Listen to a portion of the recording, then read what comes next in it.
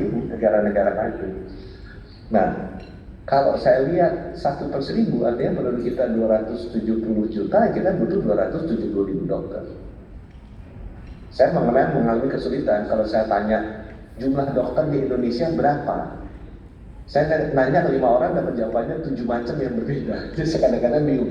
Ada yang bilang 200.000, ada yang bilang 180.000, ada yang bilang 140.000. Tapi akhirnya saya bilang, udah yang praktek berapa sih yang punya STR? Angkanya 140.000-an, sekitar segitu ya.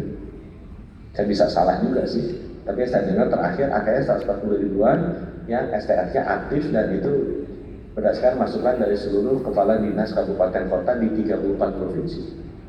Jadi kalau kita punya 140.000 dengan STR, harusnya standar minimal WHO 270.000, ya kita punya selisih 130.000. Saya pernah didebat, enggak Pak, enggak kurang, jumlah cukup, masalah pemerataan. Jadi angkanya begini. Kecuali angka WHO salah. Salah Pak angka WHO, harusnya 0,25/1000 atau khusus buat Indonesia, boleh Pak 0,25/1000 dalam kita bicara. Gitu.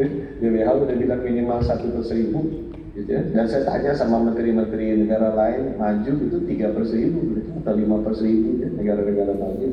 Ya kita 0,4, 0,5/1000. Dari angle manapun argumentasi kita, ya kita kurang jumlah dokternya. Kurang jumlah dokternya, kurangnya sekitar 130.000-an. Kalau produksi dokter setahun cuma 12.000, kita kurangnya 11 tahun produksi. Apa iya kita mau membiarkan seluruh masyarakat Indonesia mati nggak dapat akses ke dokter selama 11 tahun ke depan? I think that those are our collective responsibility. Kalau kita memang ingin mengabdi untuk membuat masyarakat Indonesia sehat, dan kita harus memastikan jumlah minimalnya terpenuhi. It is not an economic issue, it's a humanity issue. Ya. Ini adalah amanah yang mulia yang harus kita penuhi. Kita harus memenuhi yang minimal 270.000 dokter aktif, itu bisa melayani 270 juta masyarakat Indonesia di 17.000 pulau. Pasti akan menambah kompleksitas dari pelayanan. Nah, bagaimana kita bisa bekerja? Harus ada akselerasi. Saya bicara dengan Pak Nadiem, ini jumlah FK harus ditambah.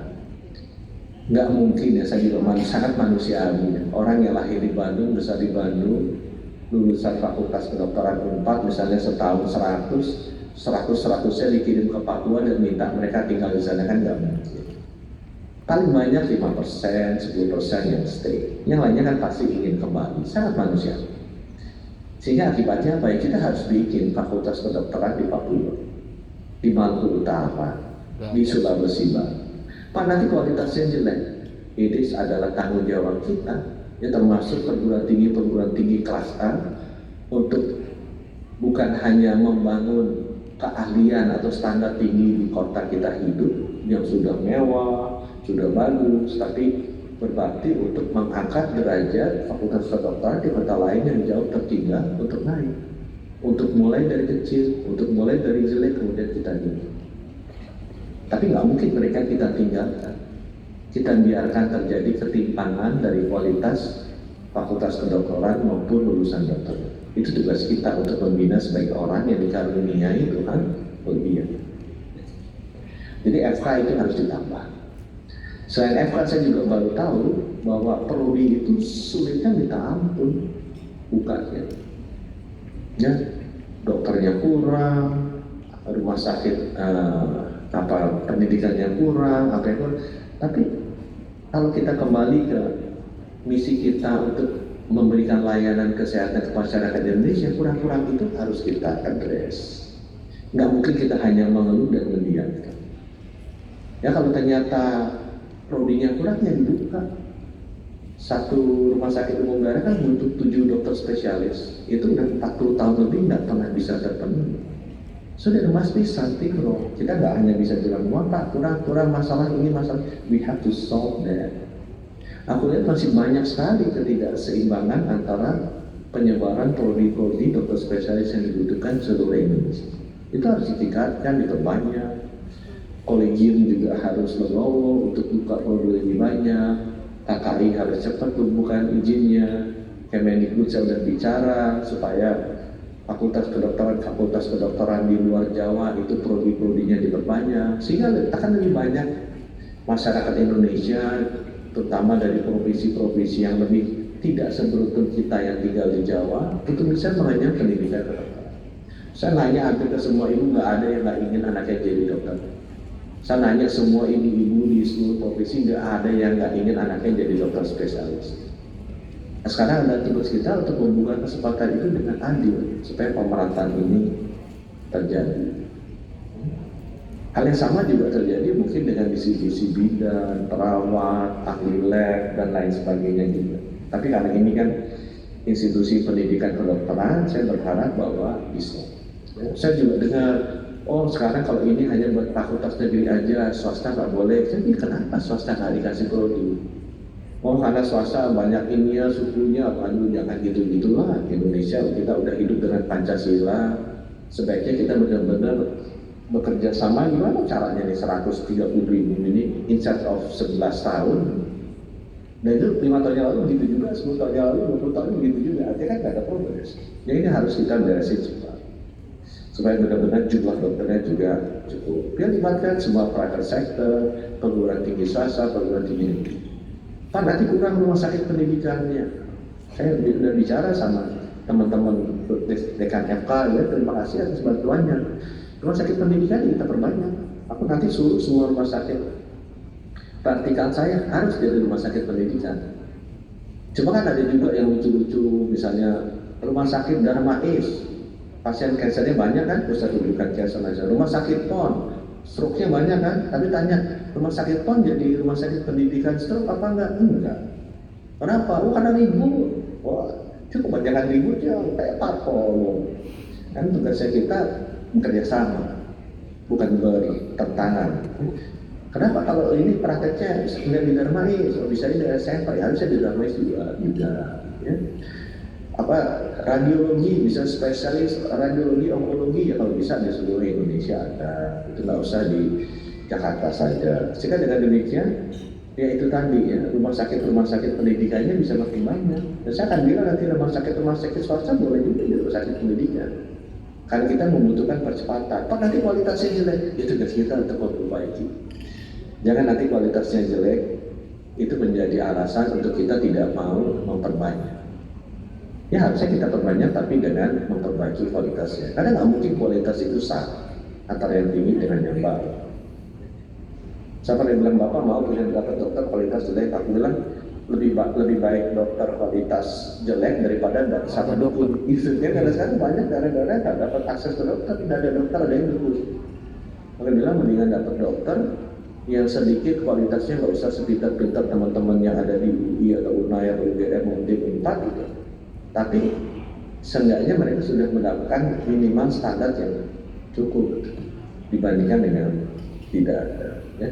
Dan menurut saya peranan dari teman-teman di IT untuk bisa membantu kerjasama dengan dekan-dekan FK, ya, kerjasama dengan rumah sakit. Nanti saya juga akan bantu dengan mendorong itu idenya dari teman-teman FK nih yang membangun satu sistem namanya academic health system, supaya lebih banyak lagi rumah sakit yang bisa menjadi wahana pendidikan bagi dokter umum maupun dokter spesialis. Itu bisa menciptakan ekosistem di mana pendidikan dokter bisa jauh lebih banyak. Pak nanti kalau udah banyak kebanyakan gimana? Ya kita atur lagi. Kalau udah ternyata 5 tahun kita bisa percepat dan trajektorinya sudah ketemu, kita lambatkan lagi. Tapi kemudian kita harus lakukan sesuatu. Karena masalah gap yang 120-130 ribu ini sudah saya lihat itu persisten terjadi 20 tahun terakhir. Persisten. Jadi kalau enggak, kasihan rakyat kita. Ya, teman-teman saya akan tutup bahwa dengan adanya BPJS dari sektor kesehatan demand side-nya sudah practically 90% sold. Jadi orang-orang tuh sudah punya, udah ada demand antara lain kesehatan. Masalah kita heavily on the supply side. Begitu orang yang punya kartu BPJS, dia mau ke dokter nggak ada dokter. Dia minta rawat ke rumah sakit, nggak ada rumah sakit yang bisa lakukan ini.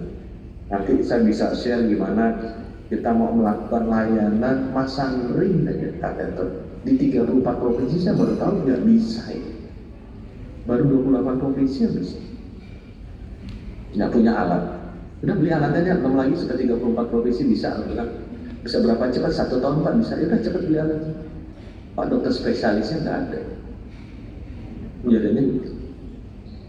Kita punya 50.000 congenital heart disease. Mungkin 30-40% itu bisa fatal. Jadi berapa? 15.000 sampai 20.000 bayi itu bisa fatal dalam 3 tahun kalau nggak ditreat dengan proper. Yang bisa treatment mereka, operasi mereka paling 2.000 sampai 5.000 setahun. Karena dokter spesialis bedah jantung, torak, vaskular yang bisa lakukan bedah jantung anak itu sedikit sekali. Sedih kan satu dunia. Kenapa sih lebih harus puluhan ribu anak bayi-bayi kita meninggal? Karena kita tidak punya dokter spesialis bedah toraks kardiovaskular. Dengan tugas saya sebagai Menteri Kesehatan untuk bisa memastikan semua generasi muda kita, anak-anak kita, cucu-cucu kita memiliki hak hidup yang sama, baik dia di Jakarta maupun di Sulawesi Barat. Dan saya rasa itu juga merupakan cita-cita kita bersama. Oleh karena itu, dengan ini saya butuh sekali bantuan dari Asosiasi Institusi Pendidikan Kedokteran Indonesia untuk menciptakan lebih banyak dan lebih cepat lagi dokter-dokter untuk bisa memberikan layanan kesehatan bagi 270 juta rakyat kita yang tersebar di 17.000 pulau. Saya percaya kalau kita bisa dengan cepat membangun mekanisme agar produksi ini bisa kita tingkatkan, apa yang kita lakukan akan diingat dan akan menjadi legacy yang mendukung kesejahteraan dari anak kita dan anak dari anak-anak kita. Dan semoga kita semua didoakan sesudah kita nanti tidak ada. Terima kasih Bapak Ibu. Dengan ini saya buka secara resmi Muktamar 11 Asosiasi Institusi Pendidikan Kedokteran Indonesia.